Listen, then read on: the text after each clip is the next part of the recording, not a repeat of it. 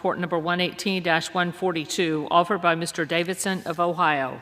Pursuant to House Resolution 583, the gentleman from Ohio, Mr. Davidson, and a member opposed, each will control 5 minutes. The chair recognizes the gentleman from Ohio.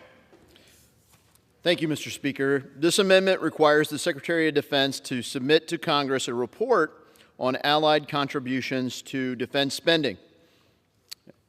The 1985 NDAA established an annual report from the Department of Defense on Allied contributions to our common defense, with the initial focus on NATO.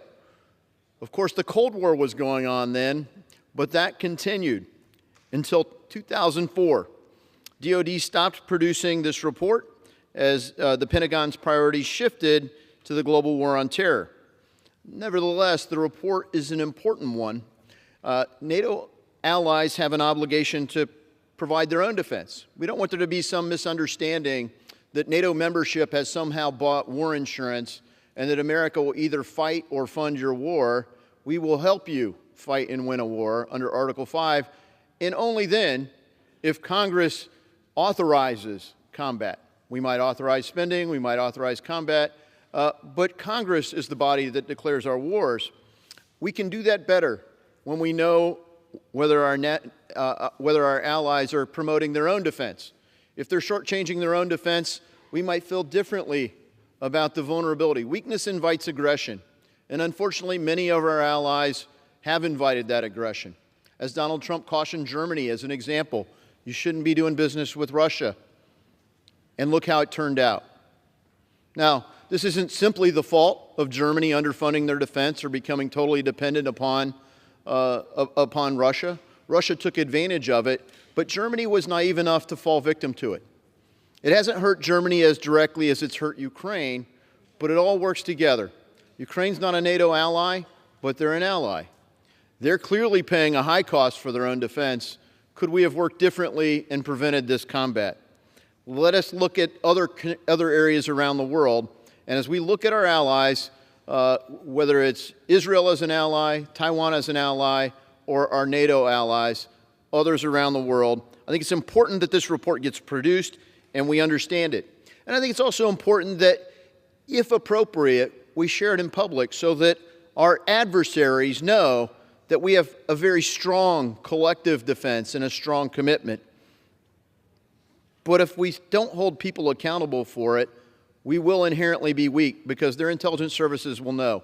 It motivates our allies to do the right thing.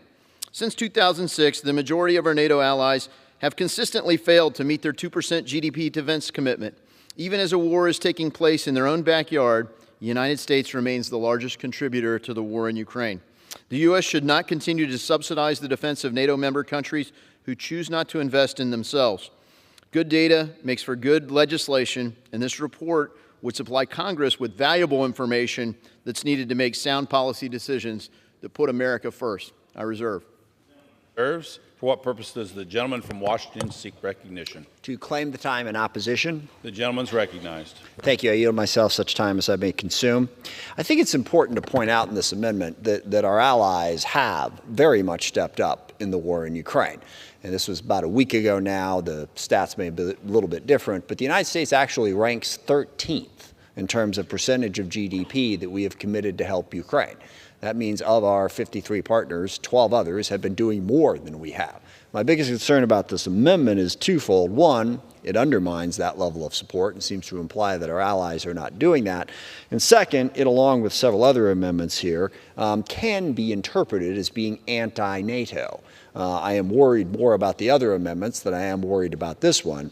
But make no mistake about it, the NATO alliance has served the United States' interests very, very well for its, well, quick math off the top of my head, roughly 70 plus, maybe 75 plus years of existence, and we should not be undermining that. This particular amendment, not as problematic, but the idea that our allies are not contributing, or the idea that the U.S. doesn't benefit from our contribution, I think is mistaken based on our place in the world. Right now, as we look to confront Russia and China, Nothing is more important than our allies and partners.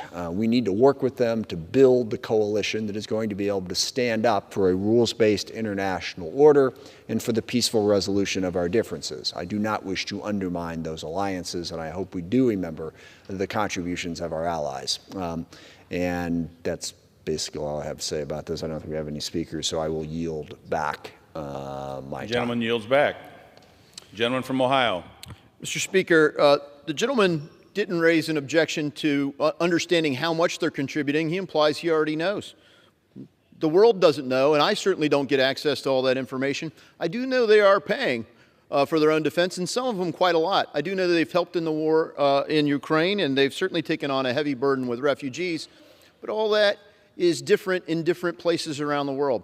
And our allies stating how much they contribute certainly helps us make policy. I hope all my colleagues will see through this as an attempt to avoid accountability for our allies. We shouldn't underappreciate them, but we shouldn't cover for them either. We should hold them accountable, and the American people should know, hey, they are stepping up. They're doing really well. You can state it in percentage of GDP. That's the obligation, 2% of their GDP. And yet the biggest countries with the biggest resources, with very little debt, I might add, aren't paying for their defense. In our case, we're borrowing from China to defend our country and, frankly, to defend lots of them and people that aren't even part of our NATO alliance. So it is important that we pass this and we study it. Whether this amendment passes or not, we need to know it, and we need to hold them accountable for their failure to honor their obligations. And I yield. Gentleman yields back. The question is on the amendment offered by the gentleman from Ohio. Those in favor say aye. Aye. Those opposed, no. Say no. In the opinion of the chairs, the ayes have it.